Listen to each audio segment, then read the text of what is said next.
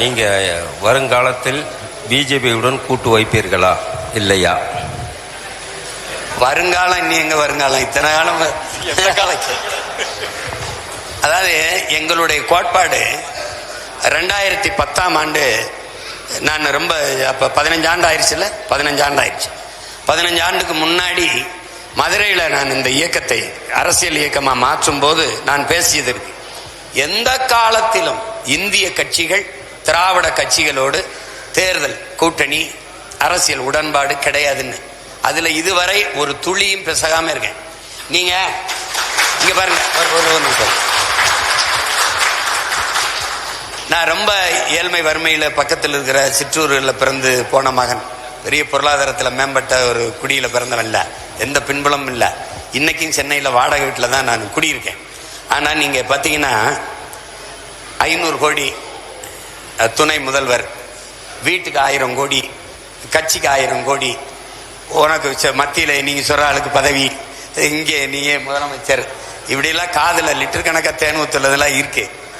அதெல்லாம் மயங்காம தான் இருக்கேன்.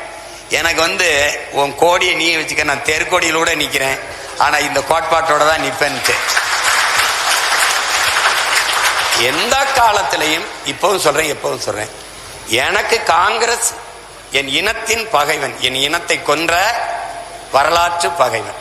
பாரதிய ஜனதா மனித குலத்தின் பகைவன். திராவிட கட்சிகள் என் நிலத்தின் தீய அரசியலின் தோற்றுவாய். இந்த நிலத்தில் இருக்கிற கேடுகட்ட, கேவலங்கட்ட, அநாகரிகமான, இந்த ஊழல் லஞ்சத்தில் ஊறி திளைத்த இந்த கேடுகட்ட அரசியலின் தொடக்கமே இந்த திராவிட தான். அண்ணா அவர்கள் வரைக்கும் சரியா இருக்கு. அவர் இறந்து என்னைக்கு முதலமைச்சரா அந்த இடத்துல நான் சொன்னேன், அண்ணா அவர்களின் மறைவுக்கு பிறகு நெடுஞ்செழியனிடம் இந்த அதிகாரம் போகாமல் ஒரு கொடுஞ்சனியனிடம் போனதுனாலதான் இந்த பிரச்சனை. அதுல இருந்தான் பிரச்சனை. எந்த காலத்திலையும் உடன்பாடு கிடையாது. இல்லைனால் என் சின்னத்தை எடுத்துக்கொண்டு போயிச்சு மிரட்டி கூட நான் சமரசம் செஞ்சு போல. உங்களுக்கு புரியும் நினைக்கிறேன். இப்ப தனிச்சு நின்று வென்று அங்கீகரிக்கப்பட்டு அதை விட மேலான விவசாய சின்னத்தை வாங்கிட்டு வந்தா இப்ப போட்டி போட போறேன். இந்த தேர்தலில் எவனாவது தனிச்சு போட்டிடுறான்னு சொல்றானா பாருங்க.